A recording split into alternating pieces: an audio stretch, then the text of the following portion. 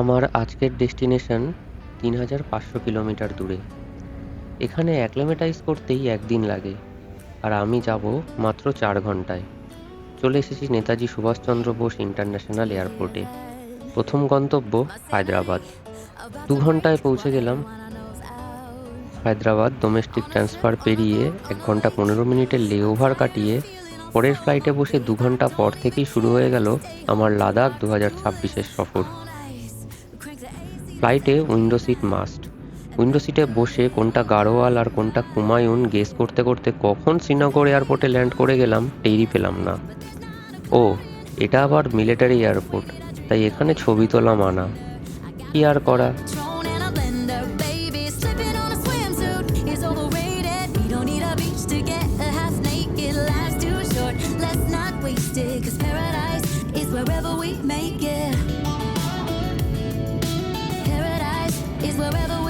Luggage collect করে তাড়াতাড়ি cab book করে রওনা হলাম হোটেলের উদ্দেশ্যে, কারণ এতক্ষণ উড়ে বেশ খিদেও পেয়ে গেছিল।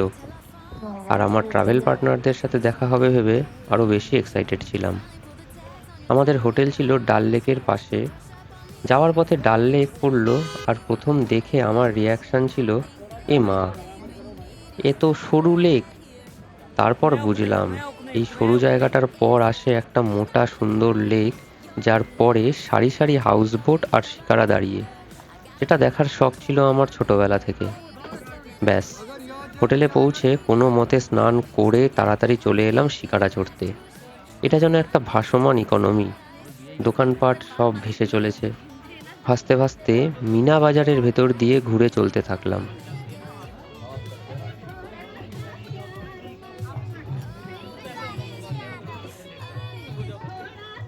আর আমাদের শুভঙ্কর বাবু তার JBL এর স্পিকারে দেবের গান চালিয়ে বিকেলটা মাতিয়ে দিলেন।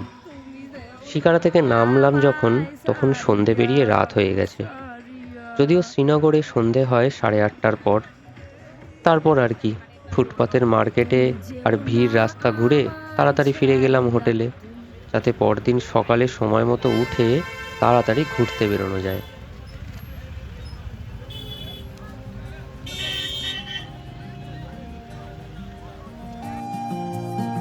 পরদিন সকালবেলা উঠে বেরোতে বেরোতে দেরি হয়ে গেল।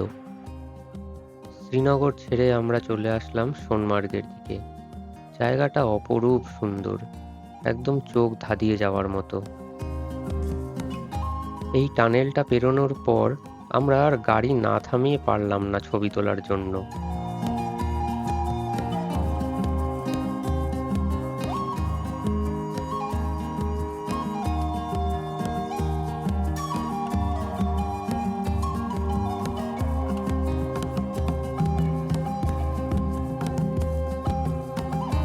এই জায়গাটার ছবি ভিডিও সবকিছু তুলে আমরা এগিয়ে চললাম জজিলা পাসের দিকে।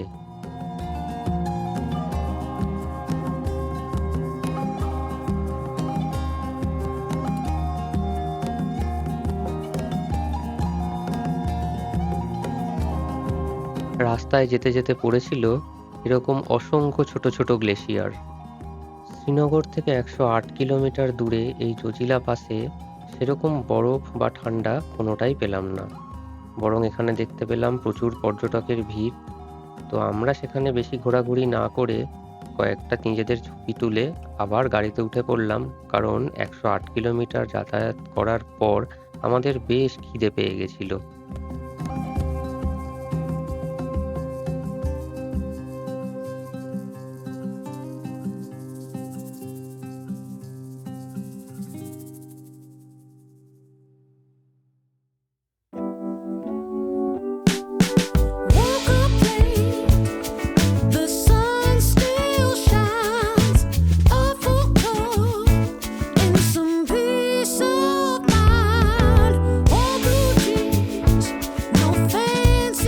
জজিলা পাস পেরোতেই সেই সবুজটা আর থাকলো না, চারপাশটা কেমন যেন ধূসর হয়ে গেল।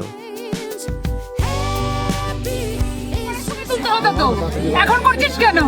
ঝগড়া করার সময় আমি বাঙালি কোনোদিন কোনো জিনিস কাজের সময় করতে পারবে না, তখন এটা তুলতে হতো। আর তখন আমি নিজে কনফিউজ হয়ে গেছিলাম যে এরকম হলে হবে না। একজন প্রো ট্রাভেলারকে এগুলো অ্যাক্টিভ থাকতে হবে, যে হচ্ছে একটা গিম্বল আমি নিয়ে আমি ঘুরছে। বোন, আমি নুব তো। ভাই, শিখতে হবে, একটা গিম্বল নিয়ে ঘুরছে। পারছি না, আমরাই তো একা এখানে আছি, আমাদের উপর রেজিজম হয়েছে, এবার আমরাও রেজিজম ওর ভাষা বুঝতে পারিনি তো, ওদের ভাষা তুই বুঝতে পারিনি। সিম্পল সাউথ ইন্ডিয়া যেটা ভাষা। আমি চাইনিজে বলিনি। শোন, তুই ব্যাঙ্গালোরে থাকিস বলে বারবার সাউথ ইন্ডিয়ান বিরক্ত লাগে। বাকি সব জায়গায় ওই কথাটা টোন ডাউন হয়ে গেল কেন? জোরে বললাম না, আর কি বলবো। এখানে কেউ বুঝতেও না, আমরা ছাড়া। इधर अच्छा लगा।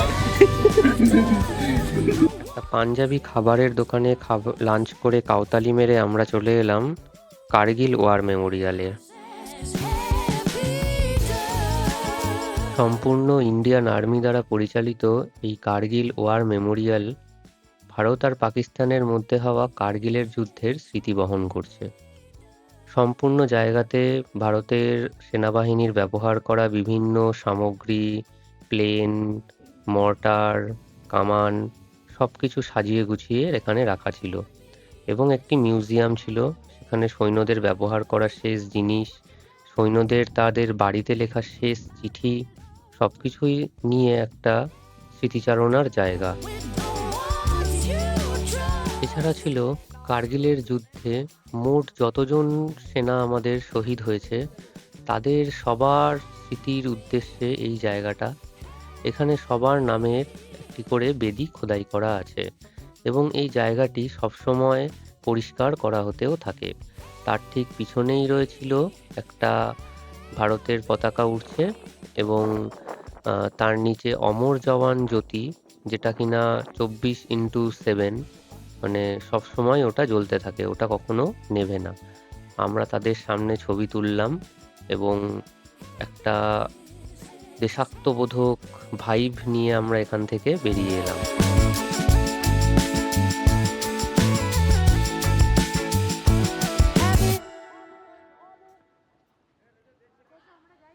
যে তিনটে চূড়ার দখলদারি নিয়ে কার্গিলের যুদ্ধ হয়েছিল, বাত্রা টপ, রাইনো হর্ন আর টাইগার হিল, সেই তিনটে পাহাড়ের চূড়াও আমরা এখান থেকে দেখে নিলাম। এরপর চলে এলাম কার্গিল সিটি ভিউ পয়েন্টে। এখান থেকে পুরো কার্গিল শহরটাকে দেখা যায় এবং কার্গিল শহরটাও এতটাই সুন্দর, চারদিকে রুক্ষ সূক্ষ্ম পাহাড় এবং মাঝখানে সবুজ এবং তার মধ্যে অনেক কংক্রিটের বাড়ি। একটা যেন অন্য জগতে আমরা চলে এসেছিলাম। দেখতে খুবই সুন্দর লাগছিল এবং সবাই লাইন দিয়ে ছবি তুলতে লেগে গেছিল।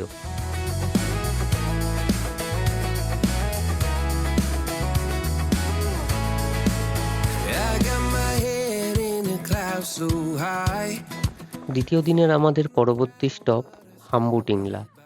এই হাম্বুটিংলাটা আমার কাছে স্পেশাল এই কারণেই, কারণ এইখানে এসেই আমি আমার জীবনের প্রথম স্নোফল দেখতে পেয়েছিলাম।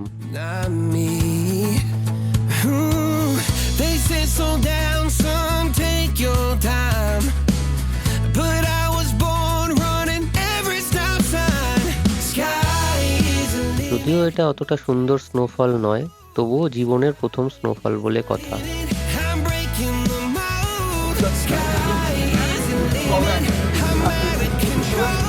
এরপরে আমাদের দ্বিতীয় দিনের একদম ডেস্টিনেশন আরিয়ান ভিলেজে এসে আমরা উপস্থিত হলাম এবং এখানে আমাদের উত্তরীয় দিয়ে এই হোমস্টের মালিক বরণ করে নিয়েছিল। Thank you.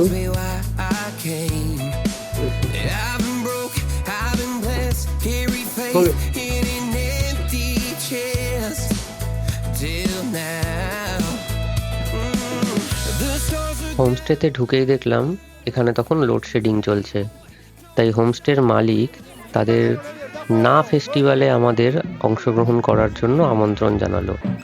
আমরা হোমস্টেতে পৌঁছে ব্যাগপত্র রেখে ফ্রেশ হয়ে নিয়ে এই না ফেস্টিভ্যালে দেখতে চলে এলাম ওপরে।